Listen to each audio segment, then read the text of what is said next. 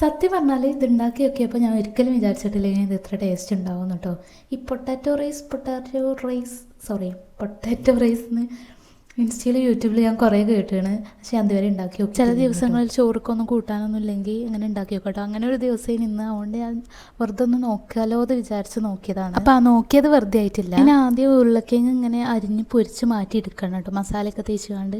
അതെന്തെങ്കിലുമൊക്കെ മസാല ഇട്ടാൽ മതി, ഞാൻ എനിക്ക് ഇഷ്ടപ്പെട്ട എന്തൊക്കെയോ മസാല. പിന്നെ അതിക്കന്നെ ഉള്ളി ഇട്ട് കൊടുക്കുന്നുണ്ട്, എന്നിട്ട് നല്ലോണം ഇളക്കി കൊടുക്കുന്നുണ്ട്.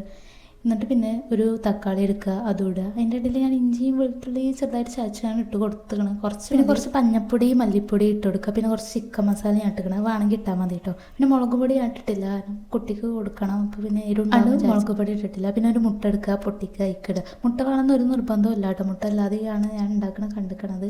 പിന്നെ ഞാൻ വെറുതെ ഒരു മുട്ട ഇട്ടു എന്നുള്ളൂ. മുട്ട ഇടുകയാണെങ്കിൽ മുട്ട ഫുള്ള് വേണതിന് മുമ്പ് തന്നെ ചോറ് ഇടണം കേട്ടോ. അത് നല്ലോണം ഇളക്കി കൊടുത്തിട്ട് പിന്നെ കുറച്ച് കുരുമുളക് പൊടി അത് ലാസ്റ്റ് ഇട്ടാൽ മതി.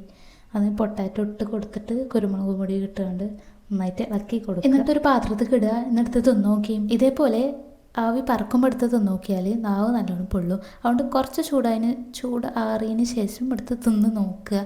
അപ്പം നല്ല ടേസ്റ്റ് ഉണ്ടാവും കേട്ടോ. അതിപ്പോൾ ചൂടായതുകൊണ്ടാണ് ഞാൻ അങ്ങനെ കുറച്ച് എടുത്ത് തിന്നണത്. നോക്കിക്കാതെ ഉണ്ടാക്കി നോക്കിക്കോളി കേട്ടോ. പോലെ സബ്സ്ക്രൈബ് ചെയ്യണേ.